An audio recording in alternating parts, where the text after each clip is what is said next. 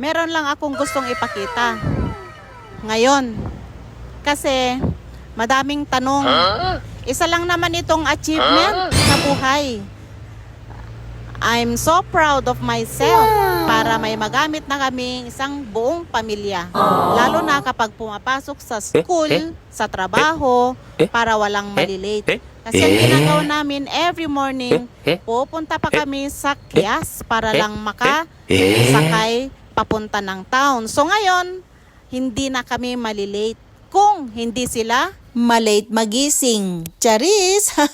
Ayan, gusto ko nang ipakita yung isang achievement.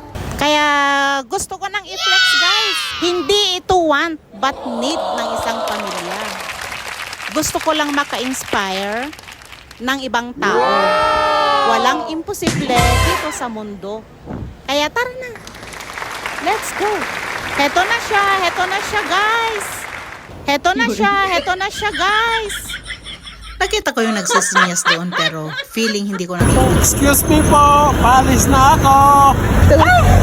Sorry po. Hindi pala akin to. Sorry, hindi pala akin to. Kapag bago ka pa sa aking account, huwag kalimutan